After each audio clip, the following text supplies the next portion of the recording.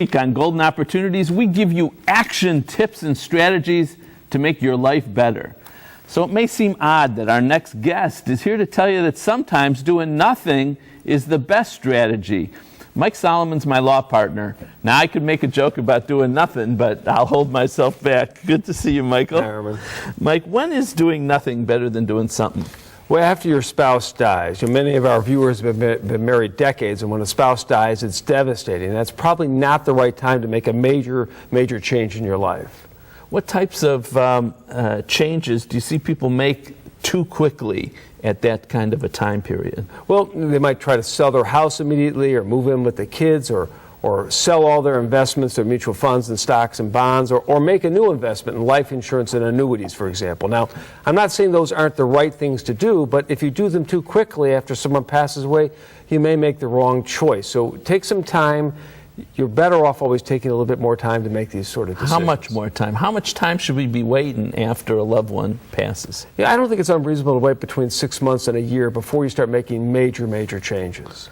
So, just so our viewers understand, are you really saying that they should do nothing for 6 to 12 months? Well, no, not really. I mean, obviously you should continue to pay your bills, any credit cards or mortgage payments, utilities, insurances, if you have your own health insurance or your homeowner's insurance. But by the way, make sure, of course, you cancel the deceased spouse's health insurance. You don't want to pay those bills. You ought to make sure that you do all of that. And then you should start looking at your finances, especially if the deceased spouse is the one that handled all the finances. Take the time to gather the information together, figure out what's going on. And if it's too involved and you don't understand it, then sit down with a family member or a professional and start going over your finances so you can start being ready for what goes forward after that. A lot of times the spouse that died may have been the one that handled all the finances. You don't even know what there is. That's right.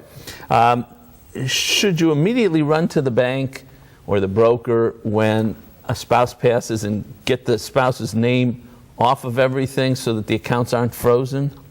Well, as a matter of fact, that's true. One good thing in Ohio now, and many people mix this up or remember it incorrectly, when a spouse dies, they don't freeze your account anymore. If it's a joint and survivor account and it goes to the surviving spouse, there's no freezing of the accounts. So in that situation, most people are okay. So you can tell the bank or the brokerage company that my spouse has died, and then you'll be in control of that account immediately. So you don't have to rush and cancel the spouse's name off.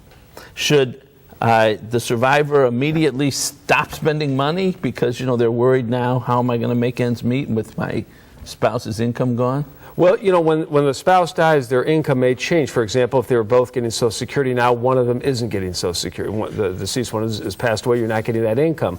What they should do is immediately start looking at expenses, not make any major expenditures, and control what they have, and take a while to see what their outgoing income is. 6 to 12 months, go easy. That's right. All right, thanks, Mike. The loss of a spouse is devastating, but don't immediately rush into major life or investment changes. You'll be making decisions that could affect the rest of your life, and unfortunately, there are people out there who are ready to use this difficult period to take advantage of you. If you have questions, give Mike Solomon a call. His number's up next. Call Budish, Solomon, Steiner, and Peck at 1-888-236-5173 for more information, or log on to www.budishandsolomon.com. See you next week. Make the most of your golden opportunities.